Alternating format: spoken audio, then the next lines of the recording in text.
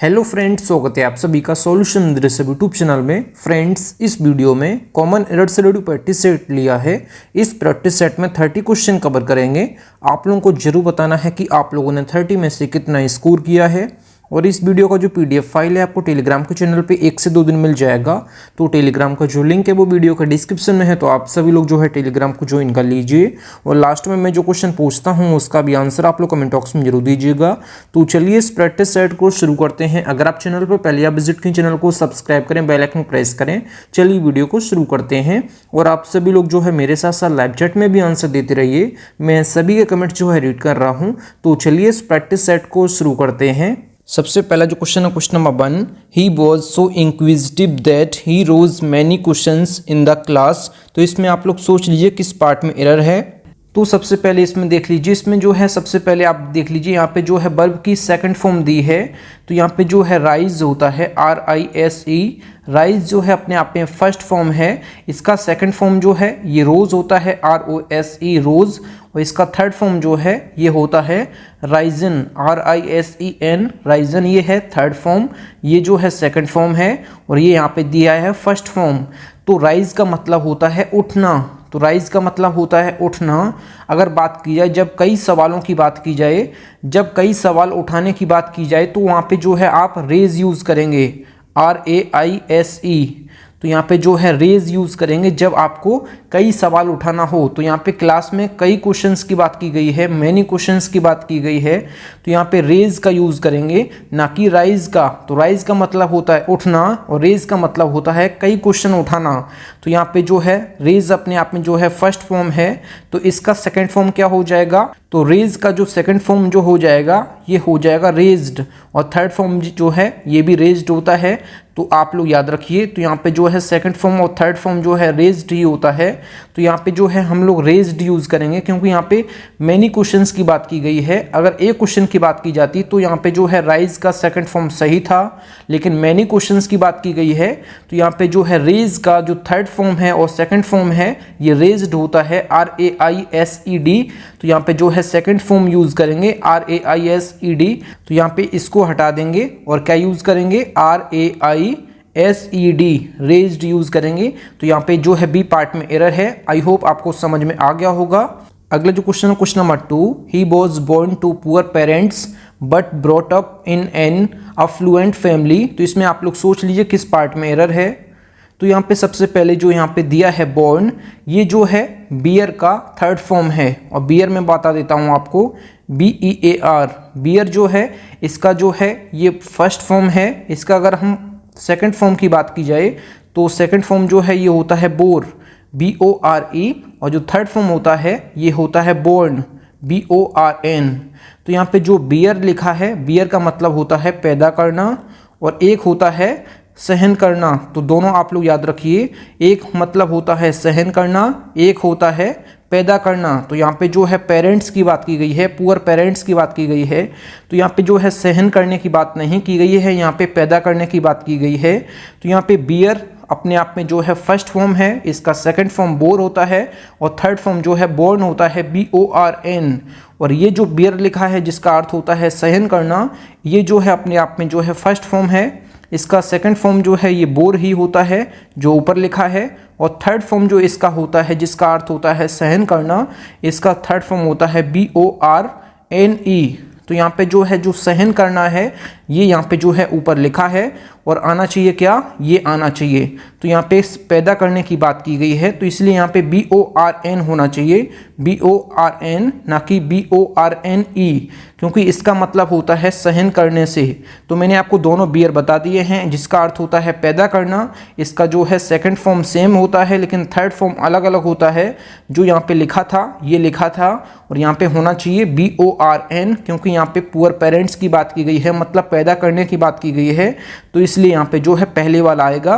तो यहाँ पे जो है BORNE नहीं आना चाहिए, बोर्न आना चाहिए। तो आप लोग यहाँ पे सही कर लीजिए। तो यहाँ पे जो है इसके ए पार्ट में एरर है। अगला जो question question number 3, the university was found in 1950 when India was not self dependent in many aspects. तो इसमें आप लोग सोच लीजिए किस पार्ट में एरर है। तो यहाँ पे जो है इसके बी पार्ट में एरर है। तो यहाँ पे जो लिखा है फाउंड, यहाँ पे फाउंड नहीं होना चाहिए, यहाँ पे जो है फाउंडेड होना चाहिए। तो यहाँ पे जो है इसके बी पार्ट में एरर है। मैं इसको एक्सप्लेन कर देता हूँ। तो यहाँ पे सबसे पहले आप इसको समझ लीजिए फाइंड को। तो फाइंड का मतलब होता है टू सर्च, मतलब कि सर्च करना। तो फाउंड का जो सेकंड फॉर्म होता है और जो थर्ड फॉर्म होता है ये होता है फाउंड। तो फाइंड का जो है सेकंड फॉर्म और थर्ड फॉर्म जो होता है ये होता है क्या, ये होता है फाउंड। तो यहाँ पे जो है फाउंड ये लिखा था यहाँ पे, तो इसका मतलब होता है सर्च करना। फाइंड का मतलब होता है सर्च करना, तो इसका सेकंड फॉर्म और थर्ड फॉर्म जो है फाउंड होता है। और जबकि जो फाउंड है इसका मतलब होता है स्थापित करना। तो यहाँ पे जो है यूनिवर्सिटी के स्थापना की बात की गई है, मतलब स्थापित की बात की गई है। तो फाउंड जो है, तो फाउंड का जो है सेकंड फॉर्म और थर्ड फॉर्म जो है ये होता है फाउंडेड। तो यहाँ पे जो है फाउंडेड होना चाहिए, ना कि फाउंड। तो यहाँ पे इसके बी पार्ट में एरर है। तो यहाँ पे आप इसको फाउंड को हटा दीजिए और फाउंडेड यहाँ पे लिख दीजिए, क्योंकि यहाँ पे फाइंड का सेकंड फॉर्म जो है और थर्ड फॉर्म फाउंड होता है, जिसका अर्थ होता है सर्च करना। लेकिन यहाँ पे यूनिवर्सिटी के स्थापित होने की बात की गई है। तो यूनिवर्सिटी के स्थापित करने के लिए जो वर्ब यूज़ करते हैं ये फाउंड यूज़ करते हैं। तो फाउंड का सेकंड फॉर्म और थर्ड फॉर्म जो है फाउंडेड होता है। तो इस वजह से यहाँ पे फाउंडेड यहाँ पे इसका करेक्ट हो जाएगा, यहाँ पे फाउंड यहाँ पे गलत हो जाएगा, मतलब इसके बी पार्ट में एरर है। आप लोग इसको सही कर लीजिए। अगला जो क्वेश्चन है question number 4, I complaint against him as in spite of my repeated warning he failed to mend his ways. तो इसमें आप लोग सोच लीजिए किस पार्ट में एरर है। तो यहाँ पे जो है आई के बॉस जो है कंप्लेंट दिया है। कंप्लेंट अपने आप में जो है नाउन है, लेकिन यहाँ पे जो है वर्ब आनी चाहिए। तो इसका मतलब होता है क्या, ये होता है शिकायत। तो यहाँ पे आई के बाद जो है यहाँ पे वर्ब आनी चाहिए। यहाँ पे जो कंप्लेंट लिखा है तो यहाँ पे कंप्लेंट नहीं आना चाहिए, यहाँ पे जो है कंप्लेन का सेकंड फॉर्म कंप्लेंट आना चाहिए। तो यहाँ पे जो है COMPLAIN कंप्लेन का जो अपने आप में जो है ये वर्ब है, इसका जो है ये लिखा जो है ये कंप्लेंट, ये जो है नाउन है जिसका अर्थ होता है शिकायत। तो यहाँ पे जो है कंप्लेन का सेकंड फॉर्म जो है कंप्लेंट होना चाहिए, इसमें आप ED लगा देंगे तो ये हमारा यहाँ पे सही हो जाएगा। तो यहाँ पे जो है ए पार्ट में एरर है। तो यहाँ पे जो है नाउन नहीं आना चाहिए, यहाँ पे वर्ब आनी चाहिए। तो कंप्लेन का जो यहाँ पे सेकंड फॉर्म होता है ये कंप्लेंट होता है। तो यहाँ पे इसको आप सही कर लीजिए। अगला जो क्वेश्चन है question number 5, failure must not have permanent affect on a person because only the tough survives. तो यहाँ पे आप लोग सोच लीजिए इसका जो है किस पार्ट में एरर है। तो यहाँ पे सबसे पहले आप वर्ब को देखिए। तो यहाँ पे जो है सबसे पहले इसमें 2 पार्ट में एरर है। इसमें ध्यान से देखिए, इस सेंटेंस में जो है 2 पार्ट में एरर है। तो यहाँ पे लिखा है द टफ के बाद यहाँ पे जो है वर्ब जो दी है ये दी है सिंगुलर वर्ब। जब हम वर्ब में एस या ES जोड़ देते हैं तो वर्ब हमारी जो है ये बन जाती है सिंगुलर वर्ब, आप सभी लोग याद रखिए। और जब हम नाउन में एस या ES जोड़ते हैं, जब हम नाउन में एस या ES जोड़ते हैं, नाउन हमारा जो बन जाता है ये बन जाता है प्लूरल नाउन। आप ये सभी लोग को मैंने बताया है काफ़ी बार। जब हम वर्ब में एस या ES जोड़ते हैं तो वर्ब हमारी सिंगुलर हो जाती है, और नाउन में जब हम एस या ES जोड़ते हैं तो नाउन हमारा प्लूरल हो जाता है। तो यहाँ पे जो है ये वर्ब दी है, तो वर्ब जो है वर्ब में एस या ES दिया है, तो यहाँ पे एस जोड़ा है सर्वाइव में। तो ये वर्ब जो है हमारी ये सिंगुलर वर्ब है, लेकिन यहाँ पे सिंगुलर वर्ब नहीं आना चाहिए, यहाँ पे जो है प्लूरल वर्ब आनी चाहिए। और प्लूरल वर्ब क्यों आनी चाहिए तो मैं आपको बता देता हूँ। जैसे सेंटेंस में आपको एग्जांपल देता हूँ। अगर मान लिया यहाँ पे द टफ मैन लिखा होता तो सेंटेंस में जो है मैन के अकॉर्डिंग आपको जो है वर्ब ये कदम करेक्ट थी। तो ये यहाँ पे जब मैन को आप हटा देंगे तो टफ की बात की गई है। टफ अपने आप में जो है एडजेक्टिव है जो कि नाउन की तरह यूज़ किया गया है। तो यहाँ पे पूरे कम्युनिटी की बात की गई है, पूरी कम्युनिटी में जो है, तो इसलिए यहाँ पे जो है प्लूरल वर्ब आएगी। तो यहाँ पे एस को आप हटा देंगे तो ये हमारा यहाँ पे सही हो जाएगा। और दूसरी मिस्टेक कहाँ है, दूसरी मिस्टेक जो है failure must not have permanent affect. तो अफेक्ट जो है अपने आप में जो है वर्ब है, और यहाँ पे आना चाहिए क्या, नाउन आना चाहिए, क्योंकि परमानेंट के बाद यहाँ पे जो है failure must not have permanent affect. तो परमानेंट अफेक्ट नहीं होना चाहिए, परमानेंट इफेक्ट होना चाहिए, मतलब कि परमानेंट इफेक्ट होना चाहिए, ना कि अफेक्ट। ये इफेक्ट जो है अपने आप में जो है नाउन है, और यहाँ पे जो लिखा है ये अपने आप में वर्ब है, तो यहाँ पे वर्ब नहीं आना चाहिए, यहाँ पे नाउन आना चाहिए। तो यहाँ पे इफेक्ट करेक्ट हो जाएगा। और यहाँ पे सर्वाइव्स जो लिखा है इसमें आप एस हटा देंगे, क्योंकि यहाँ पे द टफ लिखा है। यहाँ पे टफ जो है एडजेक्टिव है, जो कि नाउन की तरह यूज़ किया गया है, तो इसलिए यहाँ पे जो है पूरे कम्युनिटी की बात की गई है, तो इस वजह से यहाँ पे जो है प्लूरल वर्ब आएगी, प्लूरल सब्जेक्ट के अकॉर्डिंग। तो यहाँ पे जो है सर्वाइव हो जाएगा, और यहाँ पे अफेक्ट की जगह इफेक्ट हो जाएगा, जो कि यहाँ पे नाउन है। फ्रेंड्स, अगर आपको वीडियो पसंद आती है तो वीडियो को लाइक और अपने 10 फ्रेंड्स में वीडियो को जरूर शेयर किया करें। अगला जो क्वेश्चन है question number 6, I keep my cool and never lose my temper even when provoked. तो इसमें आप लोग सोच लीजिए किस पार्ट में एरर है। तो यहाँ पे सबसे पहले जो यहाँ पे लिखा है लूज, लूज अपने आप में जो है एडजेक्टिव है, लूज अपने आप में एडजेक्टिव है, जिसका अर्थ होता है क्या, आप सभी को पता होगा, लूज मतलब होता है ढीला। तो यहाँ पे जो एडजेक्टिव दिया है, तो यहाँ पे ये एडजेक्टिव नहीं होना चाहिए, यहाँ पे जो है ये वर्ब होना चाहिए, क्योंकि जो है लूज माई टेम्पर का जो मतलब होता है ये होता है कि आपा खोना। तो यहाँ पे आपा खोने की बात की गई है, तो यहाँ पे जो है एडजेक्टिव नहीं आना चाहिए, जिसका अर्थ होता है ढीला, ये नहीं आना चाहिए। यहाँ पे जो है ये आना चाहिए लूज, LOSE, लूज, जिसका अर्थ होता है ये अपने आप में जो है वर्ब है। तो लूज माई टेम्पर जो है अपने आप में फ्रेज है, जिसका अर्थ होता है आपा खोना। तो यहाँ पे पूरा फ्रेज आना चाहिए, तो यहाँ पे इसको आप हटा देंगे, क्योंकि लूज माई टेम्पर का अर्थ होता है कि आपा खोना। तो यहाँ पे आपा खोने की बात की गई है, तो यहाँ पे वर्ब आनी चाहिए, ना कि एडजेक्टिव। तो यहाँ पे ये गलत हो जाएगा। तो यहाँ पे जो है इसके बी पार्ट में एरर है, तो यहाँ पे लूज को आप हटा के यहाँ पे वर्ब लिख लीजिए, LOSE ये लिख लीजिए, यहाँ पे सेंटेंस हमारा करेक्ट हो जाएगा। अगला जो क्वेश्चन है question number 7, he laid on the grass for hours enjoying the cool bridge. तो इसमें आप लोग सोच लीजिए किस पार्ट में एरर है। तो सबसे पहले शुरुआत में जो लिखा है लेड, इसको मैं समझा देता हूँ। तो यहाँ पे जो लेड लिखा है ये जो है लाई का सेकंड फॉर्म है, और थर्ड फॉर्म भी लेडी होता है, लेकिन यहाँ पे जो लिखा है ये सेकंड फॉर्म लिखा है। तो मैं आपको इसके बारे में थोड़ा सा समझा देता हूँ। जो होता है LIE, मैं 2 बार यहाँ पे लिख देता हूँ। एक अर्थ होता है लाई मीन्स लेटना, एक दूसरा अर्थ होता है झूठ बोलना। तो यहाँ पे झूठ बोलने की बात नहीं की गई है, क्योंकि यहाँ पे जो है ग्रास में लेटने की बात की गई है।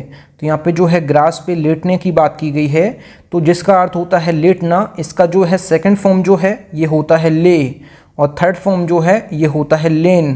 तो यहाँ पे सेकंड फॉर्म जो है ले आना चाहिए, ना कि लेड।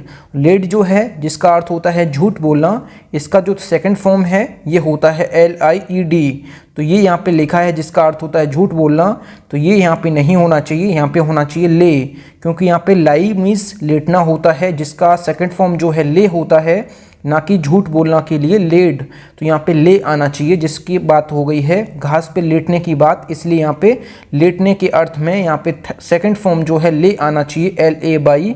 तो यहाँ पे जो है ए पार्ट में एरर है, आप लेड को हटा के यहाँ पे ले लिख दीजिए सेकंड फॉर्म, जो कि यहाँ पे करेक्ट हो जाएगा। अगला जो क्वेश्चन है question number 8, during the rainy season many rivers overflow their banks and caused great difficulty. तो इसमें आप लोग सोच लीजिए किस पार्ट में एरर है। तो मैं आपको बता देता हूँ, यहाँ पे जो ओवरफ्लू लिखा है यहाँ पे मैं आपको समझा देता हूँ। जो ओवरफ्लो होता है, जो ओवरफ्लो होता है, जो कि अपने अपने वर्ब की फर्स्ट फॉर्म है, इसका जो सेकंड फॉर्म और थर्ड फॉर्म जो होता है ये होता है ओवरफ्लूड, ये होता है ओवरफ्लूड। आप लोग देख लीजिए यहाँ पे ये होता है सेकंड फॉर्म और थर्ड फॉर्म, तो ये यहाँ पे गलत हो जाएगा। यहाँ पे जो है वर्ब की सेकंड फॉर्म दी है, तो यहाँ पे आप लोग ओवरफ्लूड लिख लीजिए, तो यहाँ पे हमारा सेंटेंस जो है ये करेक्ट हो जाएगा। ओवरफ्लू को आप हटा दीजिए, ओवरफ्लूड होता है, तो यहाँ पे आप लोग सही कर लीजिए। तो यहाँ पे सेकंड फॉर्म आना चाहिए, और थर्ड फॉर्म भी यही होता है, तो आप लोग देख लीजिए, लेकिन यहाँ पे जो है सेकंड फॉर्म यूज़ की गई है। तो यहाँ पे हमारा सेंटेंस जो है किस पार्ट में एरर है, तो यहाँ पे बी पार्ट में एरर था, तो ओवरफ्लू की जगह ओवरफ्लूड लिख लीजिए, सेंटेंस हमारा करेक्ट हो जाएगा। अगला जो क्वेश्चन है question number 9, he lay his luggage aside and lay down to rest for a while. तो इसमें आप लोग सोच लीजिए किस पार्ट में एरर है। तो सबसे पहले यहाँ पे हम देख लेते हैं ले को। तो यहाँ पे जो ले दिया है अपने आप में जो है वर्ब की फर्स्ट फॉर्म है, ये की जो है वर्ब की फर्स्ट फॉर्म है, लेकिन यहाँ पे जो है पास्ट की बात की गई है। तो यहाँ पे ले की जो सेकंड फॉर्म होती है लेड, LAID, ये यहाँ पे होनी चाहिए। तो यहाँ पे इसका जो है यहाँ पे इसको आप हटा दीजिए, तो यहाँ पे सेकंड फॉर्म LAID यहाँ पे करेक्ट हो जाएगा। और थर्ड फॉर्म भी यही होती है, लेकिन यहाँ पे थर्ड फॉर्म नहीं दिए है, यहाँ पे सेकंड फॉर्म दी है, तो इसको आप लोग सही कर लीजिए। ले जो है अपने आप में फर्स्ट फॉर्म है, तो यहाँ पे सेंटेंस में जो है ही के साथ कभी भी आप लोग याद रखिए, ही के साथ जो है वर्ब की सिंगुलर फॉर्म आती है, तो यहाँ पे S और ES इसमें नहीं दिया, तो यहाँ पे जो है पास्ट में सेंटेंस है, तो इसलिए यहाँ पे सेकंड फॉर्म LAID यहाँ पे करेक्ट हो जाएगा। ले का जो सेकंड फॉर्म और थर्ड फॉर्म होता है ये सेम होता है LAID, तो यहाँ पे सेकंड फॉर्म आप यूज़ करेंगे, तो यहाँ पे ये हमारा ए पार्ट में एरर है, तो हाँ यहाँ पे जो है आप लोग LAID लिख लीजिए, सेंटेंस हमारा करेक्ट हो जाएगा। अगला जो क्वेश्चन है question number 10, when calamity fail the village they faced it bravely, तो यहाँ पे जो है आप लोग सोच लीजिए किस पार्ट में एरर है। तो सबसे पहले मैं जो है वर्ब को देख लेता हूँ, तो यहाँ पे जो फेल लिखा है ये जो है फॉल की सेकंड फॉर्म है, जो फेल लिखा है यहाँ पे ये जो है फॉल की सेकंड फॉर्म है, और थर्ड फॉर्म जो है ये फॉलन होती है, आप सभी को पता होगा। तो यहाँ पे जो है फॉल, यहाँ पे फॉल की सेकंड फॉर्म जो है फेल लिखा है, तो यहाँ पे फॉल की सेकंड फॉर्म यहाँ पे फेल नहीं होना चाहिए, तो यहाँ पे जो है बी फेल होना चाहिए, मतलब कि यहाँ पे BFELL बी फेल होना चाहिए, क्योंकि यहाँ पे जो है बी फॉल का जो सेकंड फॉर्म होता है ये होता है बी फेल। यहाँ पे मैं लिख देता हूँ, ये जो है बी फॉल का सेकंड फॉर्म है बी फेल, और बी फेल क्यों होना चाहिए मैं आपको बता देता हूँ।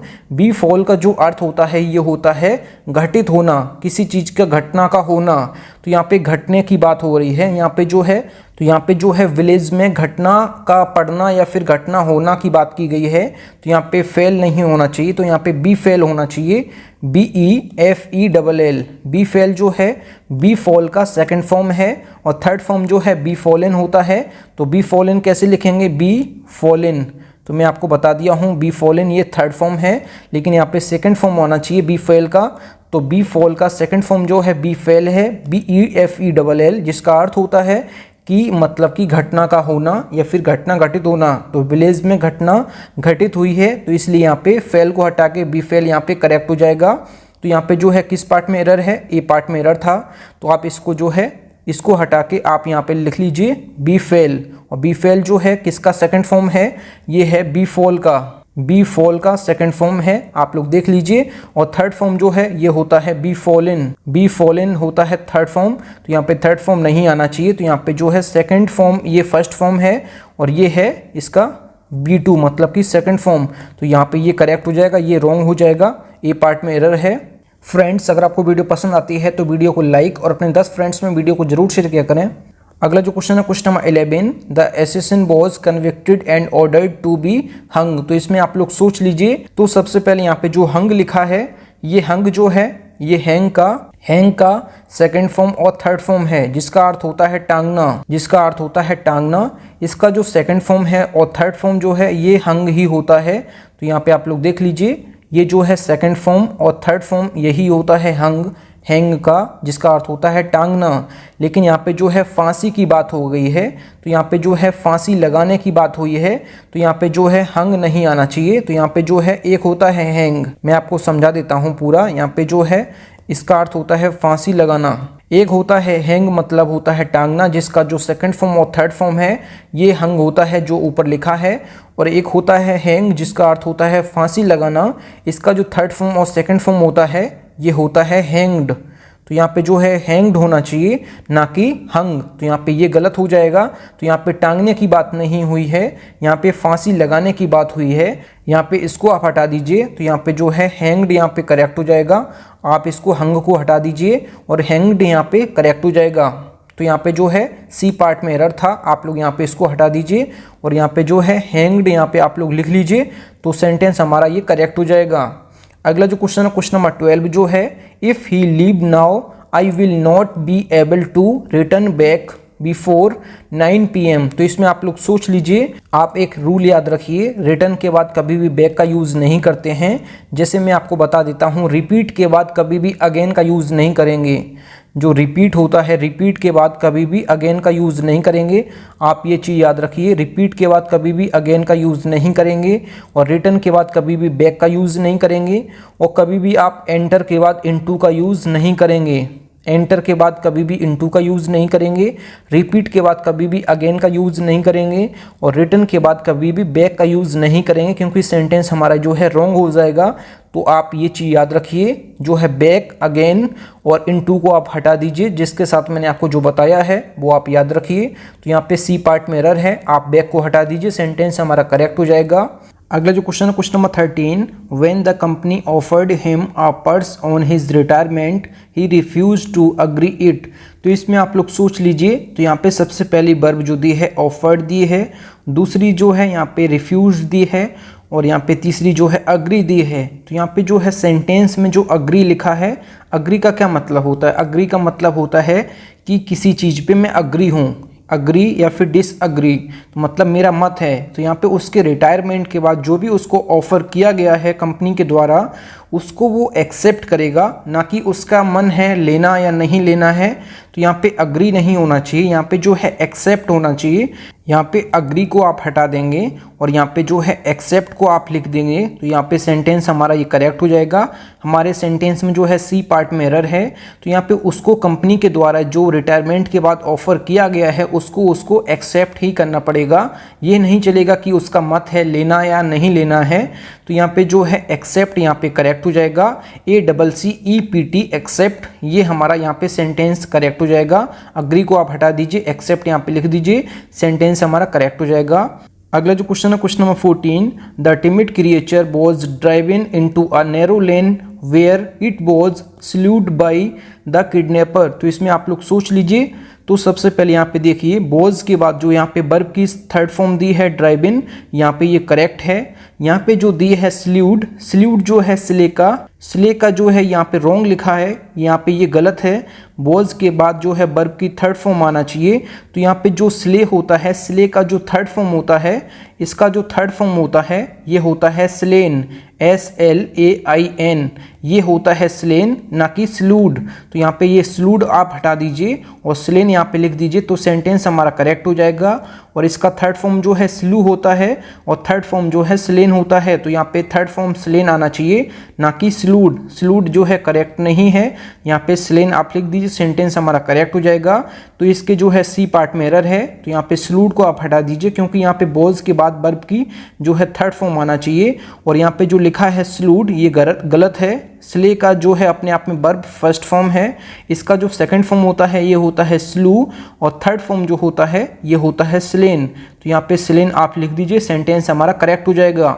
अगला जो क्वेश्चन है question number 15, being implicated in a murder case he was conclusively suspected for all the unsolved murder cases. तो इसमें आप लोग सोच लीजिए किस पार्ट में एरर है। यहाँ पे जो लिखा है कंक्लूसिवली और यहाँ पे लिखा है सस्पेक्टेड, तो यहाँ पे जो कंक्लूसिवली लिखा है ये अपने आप में जो है ये है एडवर्ब, ये अपने आप में एडवर्ब है। और जो यहाँ पे सस्पेक्टेड लिखा है ये अपने आप में जो है वर्ब की थर्ड फॉर्म है। तो यहाँ पे जो एडवर्ब जिसका अर्थ होता है कंक्लूसिवली का मतलब होता है टू कंक्लूड। कंक्लूसिवली जो है ये कंक्लूड से बना है, तो यहाँ पे मैं लिख देता हूँ कंक्लूड। तो यहाँ पे कंक्लूड से बना है, तो कंक्लूड का मतलब होता है विदाउट एनी डाउट के अकॉर्डिंग इसको जो है एंड कर दिया गया है, मतलब कि कंक्लूड कर दिया गया है। और आगे जो है सस्पेक्टेड भी लिखा है, मतलब कि ऐसा हो सकता है, मतलब उसे शक है। तो यहाँ पे दोनों शब्द नहीं आ सकते हैं कि एक तरह से उसको कंक्लूड भी कर लिया गया है बिना किसी डाउट के और दूसरी तरफ उस पर शक भी किया जा रहा है। यहाँ पे जो लिखा है कंक्लूसिवली एडवर्ब और यहाँ पे सस्पेक्टेड जो वर्ब लिखा है ये अपने आप में कॉन्ट्राडिक्ट कर रहे हैं, मतलब कि यहाँ पे जो है कंक्लूसिवली मतलब होता है कंक्लूड, मतलब कि बिना किसी डाउट के जो है कंक्लूड कर लिया गया है, मतलब कि उसको एंड कर दिया गया है। और यहाँ पे लिखा गया है आगे सस्पेक्टेड, मतलब कि उस पर डाउट है अभी, तो यहाँ पे दोनों नहीं आ सकते हैं। तो यहाँ पे कंक्लूसिवली को आप हटा देंगे, तो यहाँ पे सेंटेंस हमारा ये करेक्ट हो जाएगा, क्योंकि ही वॉज के बाद वर्ब की थर्ड फॉर्म आना चाहिए। तो यहाँ पे एडवर्ब की ज़रूरत नहीं है, तो एडवर्ब को आप हटा देंगे, तो यहाँ पे जो है ये हमारा सेंटेंस करेक्ट हो जाएगा। यहाँ पे जो है कंक्लूसिवली को आप हटा देंगे, तो सेंटेंस हमारा करेक्ट हो जाएगा। इसके जो है बी पार्ट में एरर था। अगला जो क्वेश्चन है question number 16, my brother thinks that somebody must have dared him steel the scooter. तो इसमें आप लोग सोच लीजिए किस पार्ट में एरर है। तो यहाँ पे जो वर्ब लिखी है डेयर्ड, तो डेयर्ड का मैं यहाँ पे डेयर लिख लेता हूँ।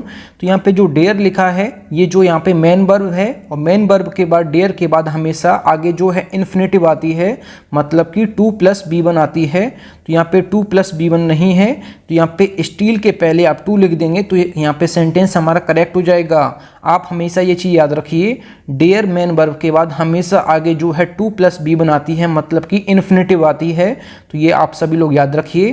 तो यहाँ पे 2 स्टील यहाँ पे करेक्ट हो जाएगा, स्टील के पहले आप 2 लिख लीजिए तो यहाँ पे सेंटेंस हमारा करेक्ट हो जाएगा। तो यहाँ पे इसमें सी पार्ट में एरर था।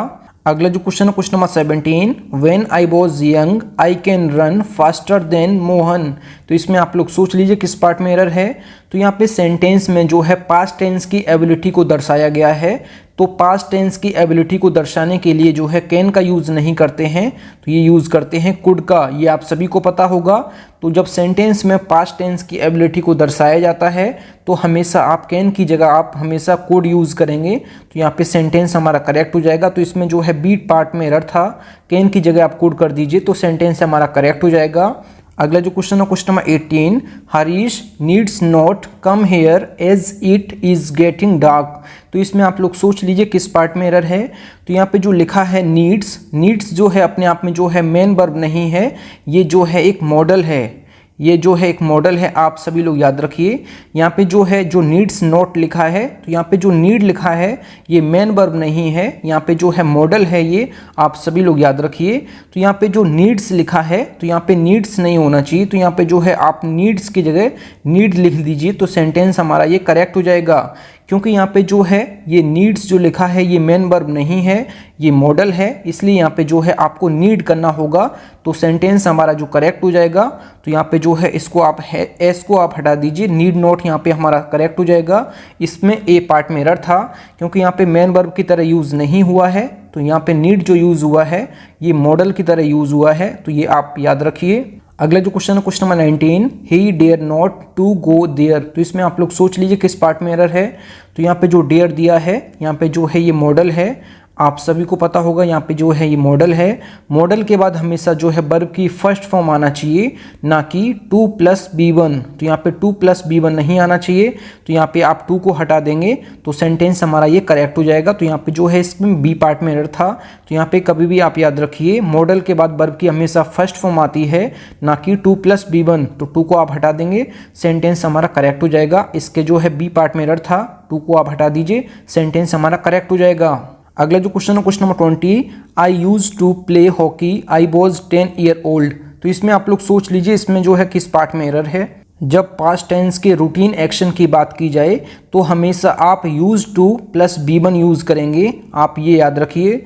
यूज्ड टू + B1 आप हमेशा यूज़ करेंगे जब जो है आपके पास्ट टेंस में रूटीन एक्शन की बात की जाए, तो हमेशा आप यूज्ड टू + B1 यूज़ करेंगे। तो यहाँ पे जो है सेंटेंस में जो है यूज़ की जगह आप यूज्ड लिख दीजिए, यूज्ड टू प्ले, यहाँ पे सेंटेंस हमारा ये करेक्ट हो जाएगा। इसके जो है ए पार्ट में एरर था क्योंकि यहाँ पे सेंटेंस में जो है पास्ट टेंस के रूटीन एक्शन की बात की गई है, इसलिए हमेशा आप जो है यूज्ड टू + B1 यूज़ करेंगे। तो यहाँ पे यूज़ की जगह यूज्ड कर दीजिए, सेंटेंस हमारा करेक्ट हो जाएगा। अगला जो क्वेश्चन है question number 21, a soldier could fight for his country and save his country's honour. तो इसमें आप लोग सोच लीजिए किस पार्ट में एरर है। तो सबसे पहले यहाँ पे देख लेते हैं, अ सोल्जर कुड फाइट। तो यहाँ पे जो लिखा है कुड फाइट, तो यहाँ पे जो कुड दिया है ये अपने आप में जो है मॉडल है, जिसका अर्थ होता है, मॉडल क्या होता है, मॉडल जो होता है ये मूड या फिर टोन को दर्शाता है। तो मतलब कि उसका मूड क्या है। तो यहाँ पे कुड का यूज़ कब करते हैं, जब सेंटेंस में जो है पॉसिबिलिटी की बात की जाए, मतलब कि ये वो कर सकता है। तो यहाँ पे सोल्जर की बात की गई है, तो सोल्जर की जो है ये ड्यूटी है या फिर उसका वो मन है कि वो कर सकता है या फिर नहीं कर सकता है। तो यहाँ पे वो उसकी ड्यूटी है, उसको इसीलिए रखा गया है, मतलब कि फाइट करने के लिए तो सोल्जर को रखा गया है कि वो देश को बचाए, देश का जो है डिफेंस करे। तो यहाँ पे जो है सोल्जर का ये ड्यूटी है, और ड्यूटी के लिए हमेशा आप जो है मॉडल मस्ट या फिर ought to का यूज़ करते हैं। तो ये आप याद रखिए, ड्यूटी में जो है आप हमेशा मस्ट टू या फिर ought to का यूज़ करेंगे। तो यहाँ पे कुड को आप हटा दीजिए, तो यहाँ पे मस्ट हमारा ये करेक्ट हो जाएगा, क्योंकि एक सोल्जर की जो है ये ड्यूटी है और ड्यूटी के लिए जो मॉडल यूज़ करेंगे ये जो है मस्ट यूज़ करेंगे। यहाँ पे जो है पॉसिबिलिटी की बात तो की गई नहीं है, क्योंकि यहाँ पे सोल्जर का मन थोड़ी ना है कि वो कर सकता है या नहीं कर सकता है, वो उसकी ड्यूटी है, तो वो ड्यूटी को दर्शाने के लिए मस्ट का यूज़ करना होगा। तो यहाँ पे आप सेंटेंस में जो है कुड को हटा दीजिए और यहाँ पे जो है मस्ट यूज़ कर दीजिए, सेंटेंस हमारा करेक्ट हो जाएगा। इसके जो है बी पार्ट में एरर था। अगला जो क्वेश्चन है question 22, I would rather die than beg. तो इसमें आप लोग सोच लीजिए, तो यहाँ पे आप एक चीज़ याद रखिए, किस पार्ट में एरर है आप लोग पहले सोच लीजिए।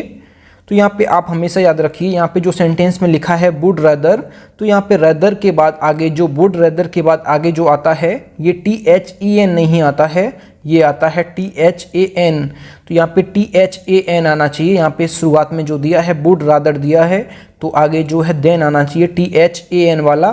तो यहाँ पे जो है ये यहाँ पे सी पार्ट में एरर था, तो यहाँ पे आप देन लिख लीजिए ये वाला THAN वाला, सेंटेंस हमारा करेक्ट हो जाएगा। अगला जो क्वेश्चन है question 23, run fast लेस्ट you will miss the train. तो इसमें आप लोग सोच लीजिए किस पार्ट में एरर है। तो आप हमेशा याद रखिए, जब भी सेंटेंस में आपको लेस्ट देखने को मिल जाता है तो लेस्ट के बाद आगे जो भी आता है ये आता है शुड, आप ये हमेशा याद रखिए। तो यहाँ पे जो है विल नहीं आना चाहिए, यहाँ पे शुड आना चाहिए। तो यहाँ पे जो है विल की जगह आप शुड कर दीजिए, सेंटेंस हमारा करेक्ट हो जाएगा। इसके जो है सी पार्ट में एरर था, आप लोग इसको सही कर लीजिए। अगला जो क्वेश्चन है question 24, he hoped that he will pass the exam with flying colours. तो इसमें आप लोग सोच लीजिए किस पार्ट में एरर है। तो यहाँ पे सेंटेंस हमारा जो है पास्ट टेंस में दिया है, तो यहाँ पे विल नहीं आना चाहिए, तो यहाँ पे जो है वुड आना चाहिए। तो यहाँ पे इसको आप सही कर लीजिए। यहाँ पे सेंटेंस हमारा जो है पास्ट में दिया है, तो इसलिए यहाँ पे विल नहीं आना चाहिए, यहाँ पे वुड आना चाहिए। तो यहाँ पे हमारा जो है बी पार्ट में एरर था, आप इसको सही कर लीजिए, विल की जगह वुड कर दीजिए, क्योंकि सेंटेंस हमारा पास्ट में है, तो इसलिए यहाँ पे विल की जगह वुड आना चाहिए। तो सेंटेंस हमारा करेक्ट हो जाएगा। अगला जो क्वेश्चन है question 25, you need to work hard but you need not to waste time on unimportant lessons. तो इसमें आप लोग सोच लीजिए किस पार्ट में एरर है। तो अभी मैंने आपको क्या बताया, यहाँ पे जो है मैं लिख देता हूँ, यहाँ पे जो है नीड और डेयर के बारे में मैंने आपको क्या बताया। जब भी आपको नीड और डेयर के बाद आगे आपको नॉट देखने को मिल जाता है, सेंटेंस अगर नेगेटिव है तो आगे कभी भी आप टू नहीं लगाएंगे, ये मैं आपको बता चुका हूँ। कभी भी आप इसमें जो है टू नहीं लगाएंगे, डायरेक्ट इसमें जो है B1 आएगी, आप ये याद रखिएगा। और कभी भी इसमें S नहीं लगा सकते हैं और इसमें भी कभी भी S नहीं लगा सकते हैं जब ये इसमें नेगेटिव दिया हो, मतलब नॉट दिया हो। इसके बाद टू भी नहीं आएगा जब सेंटेंस में नेगेटिव दिया है नॉट, तो कभी भी आप टू नहीं लगाएंगे, ना इसमें एस लगाएंगे, केवल डायरेक्ट B1 लिखेंगे। तो यहाँ पे शुरुआत में तो सही दिया है, आगे जो है यहाँ पे नॉट दिया है सेंटेंस में, तो यहाँ पे टू नहीं आना चाहिए, डायरेक्ट जो है V1 आने चाहिए। तो ये मैं आपको पीछे बता चुका हूँ, तो सेंटेंस हमारा ये करेक्ट हो जाएगा। टू को आप हटा दीजिए। तो मैंने आपको क्या बताया, जब भी सेंटेंस नेगेटिव होगा, जैसे नीड नॉट और डेयर नॉट दिया है, तो डायरेक्ट B1 आएगी, ना कि 2 + B1। और यहाँ पे जो है S भी नहीं आ सकता है, जैसे डेयर्स और नीड्स कभी भी नहीं हो सकता है जब सेंटेंस नेगेटिव है हमारा। तो यहाँ पे जो है नीड नॉट दिया है, इसलिए यहाँ पे नॉट 2 को हटा देंगे और यहाँ पे वेस्ट यहाँ पे करेक्ट हो जाएगा, मतलब कि वर्ब की फर्स्ट फॉर्म यहाँ पे आएगी। तो सेंटेंस हमारा यहाँ पे करेक्ट हो जाएगा। 2 को आप हटा दीजिए, तो सेंटेंस हमारा ये करेक्ट हो जाएगा। अगला जो क्वेश्चन है क्वेश्चन 26 जो है, she would broke a plate every day when she came to Delhi last month. तो इसमें आप लोग सोच लीजिए, तो यहाँ पे सेंटेंस में जो है यहाँ पे वुड दिया है, तो वुड जो है एक अपने आप में मॉडल है, इसके बाद हमेशा वर्ब की फर्स्ट फॉर्म आना चाहिए, ना कि सेकंड फॉर्म। तो यहाँ पे जो है ब्रेक आना चाहिए, ना कि ब्रोक। तो यहाँ पे जो है ब्रेक आप लोग लिख लीजिए BREAK, यहाँ पे जो है ब्रेक आना चाहिए, ना कि ब्रोक। तो ब्रोक जो है ब्रेक का जो है सेकंड फॉर्म है, आप सभी को पता होगा। तो यहाँ पे वुड जो लिखा है ये जो है अपने आप में मॉडल है, इसके बाद हमेशा जो है वर्ब की फर्स्ट फॉर्म आती है। तो यहाँ पे जो ब्रोक लिखा है, ब्रोक की जगह ब्रेक लिख लीजिए, सेंटेंस हमारा करेक्ट हो जाएगा। BREAK ये हमारा करेक्ट हो जाएगा। तो यहाँ पे जो है ब्रोक को आप हटा दीजिए, तो यहाँ पे लिख लीजिए BREAK, ये हमारा ये करेक्ट हो जाएगा। आप इसको सही कर लीजिए, क्योंकि वुड जो है अपने आप में मॉडल है, इसके बाद हमेशा जो है वर्ब की फर्स्ट फॉर्म आती है, ना कि सेकंड फॉर्म। तो इसको आप सही कर लीजिए। अगला जो क्वेश्चन है question 27, the old lady prayed that he may live long. तो इसमें आप लोग सोच लीजिए, तो शुरुआत में सेंटेंस जो है ये पास्ट में दिया है, तो आगे भी पास्ट होना चाहिए, तो यहाँ पे मे नहीं आना चाहिए, तो यहाँ पे जो है ये आना चाहिए माइट, मे का पास्ट, तो यहाँ पे जो है माइट आना चाहिए, क्योंकि सेंटेंस हमारा जो है पास्ट में दिया है, इसलिए यहाँ पे जो है मे नहीं आना चाहिए, तो यहाँ पे माइट आना चाहिए, तो सेंटेंस हमारा ये करेक्ट हो जाएगा। अगला जो क्वेश्चन है question 28, Rama must not to have treated his mistress like that. तो इसमें आप लोग सोच लीजिए, तो यहाँ पे सेंटेंस में जो स्ट्रक्चर लिखा है एकदम गलत लिखा है, तो यहाँ पे जो है मस्ट नॉट हैव होता है ना कि टू, तो यहाँ पे टू को आप हटा दीजिए, क्योंकि यहाँ पे स्ट्रक्चर जो गलत लिखा है मस्ट नॉट के बाद डायरेक्ट हैव होता है ना कि टू बीच में आता है, तो टू को आप हटा दीजिए, तो यहाँ पे जो है ए पार्ट में एरर है, टू को आप हटा दीजिए, सेंटेंस हमारा करेक्ट हो जाएगा। अगला जो question question 29, waste material should be recycle if possible. तो इसमें आप लोग सोच लीजिए किस पार्ट में एरर है, तो यहाँ पे जब भी सेंटेंस में आपको शुड भी देखने को मिल जाता है, तो आगे हमेशा जो है वर्ब की थर्ड फॉर्म आती है ना कि वर्ब की फर्स्ट फॉर्म, ये चीज़ आप याद रखिए। तो यहाँ पे जो रिसाइकिल लिखा है, इसको आप रिसाइकिल को रिसाइकिल्ड कर दीजिए, तो सेंटेंस हमारा जो है करेक्ट हो जाएगा। इसको आप रिसाइकिल्ड कर दीजिए, तो सेंटेंस हमारा ये करेक्ट हो जाएगा, इसको आप हटा दीजिए, और यहाँ पे रिसाइकिल्ड यहाँ पे करेक्ट हो जाएगा, क्योंकि शुड बी के बाद हमेशा जो वर्ब की फॉर्म आती है आगे, ये थर्ड फॉर्म आती है ना कि फर्स्ट फॉर्म, तो यहाँ पे रिसाइकिल्ड यहाँ पे करेक्ट हो जाएगा। आप लोग देख लीजिए यहाँ सेंटेंस में।